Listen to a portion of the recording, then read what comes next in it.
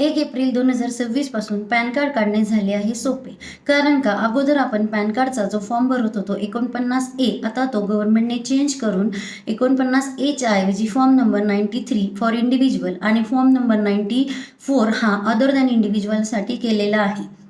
पण एक गोष्ट नक्कीच खबरदारीने लक्षात ठेवा, पॅन कार्ड काढताना अगोदर आपण फक्त आधार कार्ड द्यायचो, पण आता आपल्याला आधार कार्ड सोबत काही गोष्टी आणखीन द्याव्या लागणार आहेत.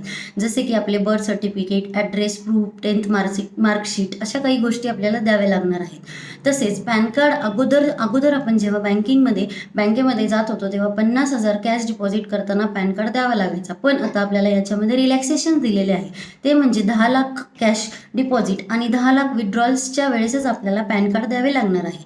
तसेच अगोदर फक्त 4 व्हीलरसाठीच पॅन कार्ड द्यावे लागत होते, पण आता याच्यामध्ये चेंजेस केलेले आहे. तो म्हणजे 5 लाखाच्या वरील सर्व गाड्यांसाठी पॅन कार्ड हे कंपल्सरी आहे. किंवा आणखीन एक गोष्ट म्हणजे हॉटेलचे जेव्हा आपण बिल पे करत होतो अगोदर, तेव्हा 50,000पेक्षा जास्त असताना आपल्याला पॅन कार्ड द्यावे लागायचे, पण आता ते चेंज करून 1 लाख रुपये केलेले आहे. आणखीन म्हणजे आपल्याला सर्वात मोठी गोष्ट म्हणजे प्रॉपर्टी परचेस सेल करताना अगोदरची जी लिमिट होती ती चेंज करून आता 20 लाख केलेली आहे. त्यामुळे त्यामध्ये पण एक रिलॅक्सेशन केलेले आहे. आणखीन एक सर्वात महत्त्वाची गोष्ट म्हणजे इन्शुरन्स काढताना अगोदर 50,000 जेव्हा 50,000पेक्षा जास्त प्रीमियम असेल तर पॅन कार्ड देणे कंपल्सरी होते, पण आता कोणत्याही प्रकारचा इन्शुरन्स काढताना पॅन कार्ड देणे कंपल्सरी आहे. म्हणजे यातली लिमिट काढून टाकलेली आहे. असे बरेच बदल पॅन कार्ड काढताना आपल्याला केलेले आहेत. So thank you.